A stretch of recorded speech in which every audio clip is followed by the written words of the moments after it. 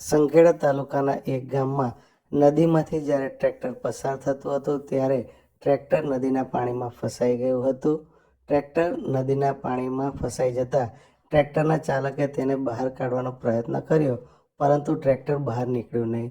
જેથી ગામમાંથી અન્ય એક ટ્રેક્ટરને બોલાવ્યું અને ટ્રેક્ટરને બહાર કાઢવાનો પ્રયત્ન કરી જોયો, પરંતુ ટ્રોલી સાથેનું ટ્રેક્ટર બહાર નીકળ્યું નહીં. જેથી ટ્રેક્ટરનો આગળનો ભાગ એટલે કે ટ્રેક્ટરના માથાને છૂટું પાડી તેને આપ સ્ક્રીન ઉપર જો છો તે રીતે બીજા ટ્રેક્ટરની મદદથી દોરડા બાંધી અને ખેંચીને બહાર કઢાયું હતું.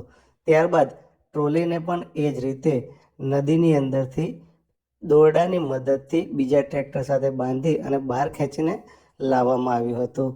છેલ્લા ઘણા સમયથી આ જે બે ગામો છે, સરસિંડા કાજી અને સરસિંડા છાછા, જ્યાં વચ્ચેથી ઉચ્ચ નદી પસાર થાય છે, ત્યાં દર વર્ષે ચોમાસા બાદ ડાયવર્ઝન બનાવવામાં આવતું હતું. પંચાયત કાચું ડાયવર્ઝન બનાવતી હતી, પરંતુ હજી આ કાચું ડાયવર્ઝન બન્યું નથી અને તેને કારણે સરસિંડા કાજી ગામના ખેડૂતોને સરસિંડા છાછા ગામે જવાની ખૂબ જ મુશ્કેલી પડે છે. નદીમાં આ રીતે ટ્રેક્ટર ફસાઈ જાય તેની મોટી સમસ્યા સર્જાય છે.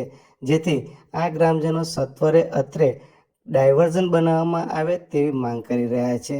ગ્રામજનોની આ માંગ આમ તો ઘણા વર્ષો જૂની છે, પરંતુ તંત્ર ગ્રામજનોની આ માંગ ક્યારે સંતોષશે અને ક્યારે નદીમાં ડાયવર્ઝન બનાવશે તે જોવું રહ્યું. હાલમાં તો ખેડૂતોને આ રીતે મુશ્કેલીનો સામનો કરવો પડી રહ્યો છે.